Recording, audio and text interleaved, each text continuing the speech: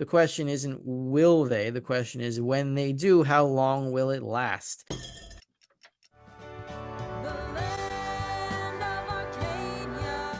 Well, hello there, my friends. Rafi here from the End Game Investor with this week's Silver Report for Arcadia Economics. And things are starting to break down in the currency markets. We're getting closer to war. What kind of war exactly? Nobody knows, but we're definitely getting closer to war. And it looks like Biden isn't doing too well after the amazing presidential debate. And who knows if he's going to be replaced or who is he going to be replaced with? All kinds of political upheavals in Europe. And meanwhile, the metals are calm, but bank reserves are dropping. Repo volume is increasing. We have hit 60% of bank reserves taken up by repos. Remember, the apocalypse happened at about 87%.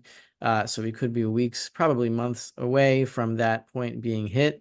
Bank reserves hit a new low for the year, and Shanghai silver premiums remain above 10% for the longest period ever recorded, which isn't that long of a period, but it's still the longest period ever recorded. In a word, the world is not calming down. It is getting more frenetic. And by the way, this Silver Report is brought to you by Fortuna Mining. Symbol FSM. They got rid of the silver in the title, but not the S in the symbol, so we're still at FSM. Fortuna, latest news, intersects 31.3 grams of gold per ton over 12 meters from the Kara prospect at the Diamba Sud gold project in Senegal. So this is one in development. And it's good to see that they have a very viable mine in development here as they continue with their projects at Segela, which is now in full production. Here we have Paul Wheaton, Senior Vice President of Exploration of Fortuna, commented, drilling at Karakara continues to improve our understanding of the prospect's potential, returning several high-grade intercepts, including a highlight intersection of 31.3 grams per ton gold over an estimated true width of 12 meters. If you go down here on the press release, you can see the highlights. We have even here an 87 gram per ton over an estimated true width of 1.6 meters from 34 meters. Karakara is full of gold, it seems. We'll see where this goes on the next phase of production as they complete the drill hole program. And as the West continues to break down politically, culturally, etc., I find it a breath of fresh air that Fortuna is now concentrating in Africa, where none of this cultural rot appears to be taking place, at least not directly. But that's a side point. Let's continue with this week's Silver Report, brought to you by Fortuna Mining, symbol FSM. Well, we got a lot to get into today, so let's start with something I haven't really reported on ever on the Silver Report, but you always need something new, and that is the Chicago PMI, Purchasing Managers Index. This is a proxy for economic growth in the Chicago area in central North America, central United States, right? Central United States. We have here the Chicago PMI going back to 1968. And the red line is where I put the current read of, what is it, 35 or something like that, or something really. Anything below 50 is contraction. So two things you can notice about this chart is that we've been below 50 for the most amount of months in a row, excluding this 1 month. I think that was like a few months ago, maybe in April or May or something. But excluding this, I think we're 21 months in a row in contraction. That is the longest contraction ever in the history of this index. Here is the lockdowns. You had a reading of, what was it, 29? I can't really tell the numbers here, but the only times when we have lower than we are now, meaning more in contraction than we are now, was during the lockdowns when moving around was illegal and doing anything was illegal because we were saving the planet. And thank God it worked and there were no negative side effects to lockdowns and everything was perfect. Okay, we also have the 2008 Great Financial Crisis, where we had lower reads than we have now for about 4 or 5 months in that period. And the time before that was 1981, 1982. And that double dip recession around when gold was at going to record highs and silver hit 50 for the first time. So this is a pretty extraordinary number. It means that the economy, the industrial economy, is really crashing in the central region of the United States, or Midwest is what they call it, whatever Chicago is technically called. Who cares? And it's clear signs that the next and final official recession is gaining steam. It's been gaining steam for a while. When will it be in full bloom? I can't tell you that, but I can tell you the signs are all building up. It's going to be a big one, and it's going to lead to the last monetary printing round, I think, ever. But we'll see if I'm right. Pending home sales. Why am I going to this? Because we're at a new all-time low in pending home sales. Pending home sales all-time low means banks are stuck with mortgages, is the point I want to make here. So circled here, you have the housing crash of 2008. That is when pending home sales hit a low of about 80,000, I think that number is. The last one was 70.8, which is actually, for the first time since the lockdown's, lower than the lockdown low in 2020 of whatever that number was. We're lower now. So we're building fewer houses now than we were when it was illegal to do anything. That tells you something about the housing market. Nobody's selling homes in a pending manner. Why? What does that tell you about prices? Well, why aren't prices falling if pending home sales are as low as they ever been? Because people have these low rate mortgages that they locked in at low interest rates, and they don't want to get rid of them because interest rates are going up. And if they were to buy a new house, they would have to refinance the higher interest rates. So they're just holding on to the interest rates. And who is getting hurt because of that? Well, it's the banks that own the mortgages, which means you're going to have some banking trouble at some point, probably very soon. We've been below the housing crash numbers pretty consistently since 2023 now. I don't know how much longer this can last, but it can't be forever, people. I know that for sure. Shanghai silver premiums. We'll talk about silver for a second. So I zoomed in here. For the first time, Gold Charts R Us is making it available so I can zoom in on 2024. I don't know why that hasn't been available until now, but now that I can see it, I can show you that we've been above the 10% premium line. The black line is what I drew in here. 10% premium Shanghai over New York. Pretty much the entire year, excluding like a few weeks, maybe 2 or 3 weeks. That looks like 2 weeks between March and April. We've been above 10%, and we've been above 8.5% basically the entire year. And if you zoom out, you can see that this has never really happened before. The only times we've been above 10% is very, very briefly for like a few days during these periods, and a slightly longer period, maybe a week or so, maybe 2 weeks in late 2014 as silver was finding its final lows. This is something else, though. This is sustained Chinese demand from Shanghai. Exactly what is fueling it, I can't tell you. I'm hoping it's silver stacking, but it's probably a combination of different things. Since these premiums are being sustained, it means that there is a sustained change in the silver market as Chinese people are relating to silver in a different way now. I wanted to comment on this zero hedge tweet. Mostly, I agree with it, but there's one point that I want to correct here in the zero hedge tweet. So the yen, we're going to talk about the yen now. The yen, as we know, broke through 161 this morning. New low. We'll get into that in a second. So yen weaker than lira and peso in 2024. So this is the performance of different currencies, different international currencies versus the dollar. Year to date, 2024, the worst performing one is the yen. It is worse than the Argentine peso, which is a country in hyperinflation. It looks like Javier Milei might have mitigated that a bit with his libertarian policies. We'll see if it follows through. Still, the Turkish lira has been hanging around where it's been versus the dollar for 2024, but that country has been in a jogging hyperinflation for years, I think 2 or 3 years now, and the Japanese yen is doing worse than them.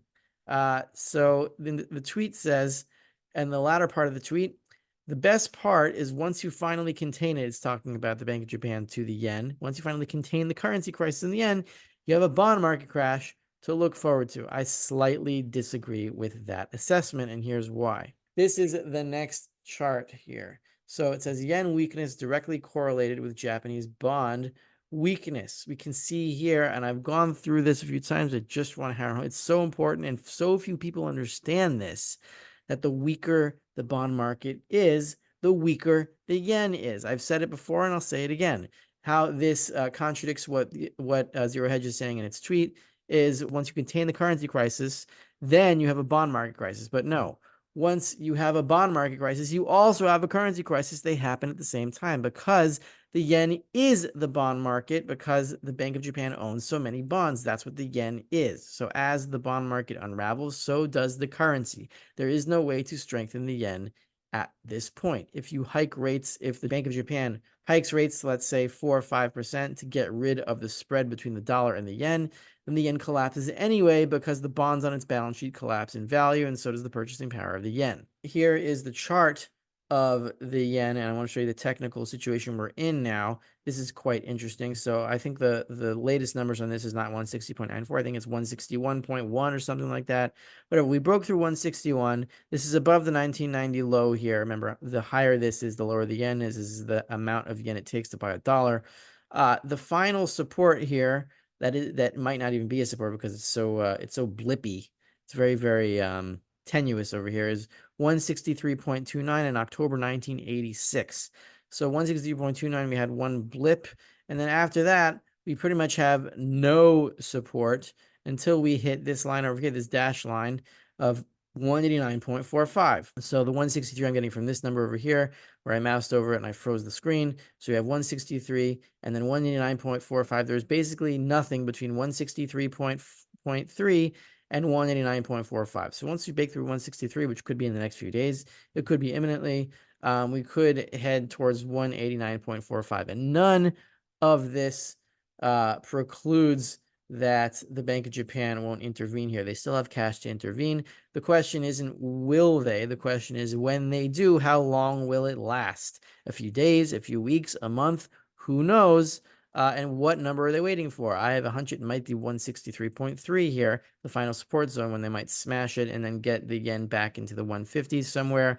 And then we can, maybe a few weeks, maybe a month later, we can start heading towards 189.5. We'll see what happens. How is this affecting the Japanese consumer prices? You can't see the bar on this chart here, but I put the line where the latest read is. This is month-over-month consumer prices. I don't like calling inflation because it's just the effect of inflation. So I said here, Japan consumer prices advanced 0.5%, second highest reading post-COVID era. So 0.5%, there's only 1, 2, 3 times we've hit that number since I think this is 2008, maybe 2007. And if you want to go back 1, 2, 3, 4 times since the Asian financial crisis, somewhere in there, this is a very, very high read. This is close to record territory here. And we very rarely get through this, only once since the COVID era. If the yen keeps falling, which I think it will, we will head toward higher in Japanese consumer prices, which will force the BOJ, the Bank of Japan, to hike rates on its bonds, which will crash the bond market, which will make the yen even weaker. There's no way out here. There just isn't. This final chart, this is the percentage of bank reserves taken up by repos. We are up to about 60%. We were at 55, 56% last week. We've jumped 4% to 60%. And the repocalypse, the major financial crisis of 2019, happened around here at 85%, when repos took about 85% of bank reserves. Bank reserves fell to 33.26 trillion, I believe. And they're going to keep falling as quantitative tightening continues. And really, there you have it, folks. The yen is crumbling. Silver premiums remain high. The price has calmed down. Gold and silver haven't moved much in the last 2-3 weeks. But we're getting ready for the next leg up. Exactly when, I can't tell you, but it's going to happen. But the real leg up won't happen until after the final financial crisis, which we are getting closer and closer to. I am watching the percentage of bank reserves taken up by repos. That will tell me when we have run out of dollars in the sewage system, in the monetary sewage system. And then we should begin the final round of printing. If you enjoyed this silver report, then please sign up to the Endgame Investor on Substack. And if you want extracurricular stuff, become my patron on Patreon for as little as $3 a month to get spiritual lessons in the monetary field. This is Rafi, the Endgame Investor, with this week's Silver Report for Arcadia Economics, and I'll see you guys next week. Well, thank you, Rafi, as always, for this week's Silver Report. And thank you to everyone who has been out there watching, joining us for all the shows we've had this week. Hope you've had a great week out there, and I'd like to make a special note to one of our friends in the audience who is part of an event this weekend to raise money for pediatric cancer care, which actually remains the leading cause of death by disease among children in America. And our dear friend Colin Gooch, a longtime Arcadia watcher and friend of the show, is part of an event this weekend where they're going to be playing golf for 24 straight hours to raise money for pediatric cancer research. And just wanted to wish Colin congratulations as he gets ready to play for 24 hours, and also let people know what he's doing. And he sent over a short video of what they'll actually be up to this weekend, and we'll play a bit of that right now. So we are a team. You cannot judge a team by its height. And my name's Mike. This is Chayton and Matt. We'll be out here for 24 hours. 24 hours. It's just a little give back from all the players here to the kids that battle like Chayton and fight so hard. It's a long day, but it's worth the fight. There's so many kids that need our help, and this is just one way that we can raise money for cancer kids and the research that's so desperately needed. There are people out there and families out there that deal with the unimaginable every single day. This group knows to not take that for granted. And so every little thing we can do to help out, we're willing to do.